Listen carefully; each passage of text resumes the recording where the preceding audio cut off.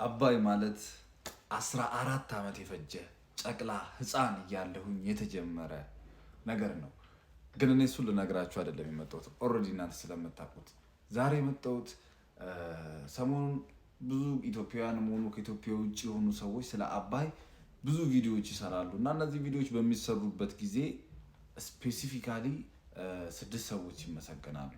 እኔ ደግሞ 6 ሰዎች ብቻ ናቸው ብዬ አላስብም።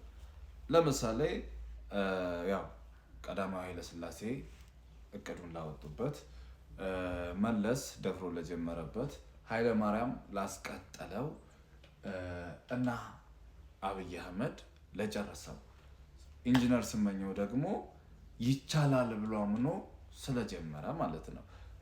እና ግን እዚች ጋር ትንሽ ቅሬታዬ ምንድን ነው? አሁን መለስ በሚሞትበት ጊዜ የአባይ ግድብ አልቆመም አይደለ? ኃይለማርያም ተቀብሎ ያህል ነገር አስቀጥሎታል። እንዲሁም በተመሳሳይ መልኩ ልክ ኃይለማርያም ከስልጣን በወረደ ጊዜ አብይ ተቀብሎ ያህል ነገር ጨርሶታል።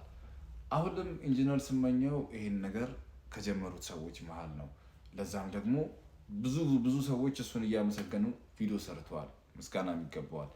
ኢንጂነር ስመኘው በሚሞትበት ጊዜ ግን ለ7 ዓመታት ይሄ ግድብ አልቆመም ነበር። አንድ ሰው የሆነ አካል የኢንጂነር ስመኘውን ስልጣን ቦታ ተተክቶ ስራውን እየሰራ ነበር እና ስለዚህ አንድ ሰው ላስተዋውቃችሁ። ኢንጂነር ክፍሌ ሆሮ ላለፉት 7 ዓመታት ኢንጂነር ስመኘው በቀለ ካረፈ በኋላ የእሱን ፖዚሽን ተረክቦ አባይ ግድብን ከማስቀጠል እስከ ማስጨረስ ያደረሰ ሰው ነው። የሀገር ባለውለታ ነው። ግን የሚገባውን ሪስፔክት አግኝቷል ብዬ አላስብም።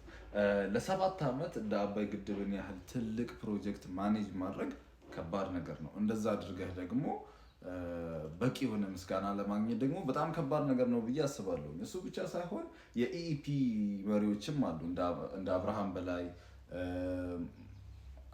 አሸናፊ ባልቻ የመሳሰሉ እነዚህም ሪስፔክት የሚገባቸው ምስጋና የሚገባቸው ሰዎች ናቸው። እነዚህ ሰዎች ደግሞ ተመስግነዋል ብዬ አላስብም።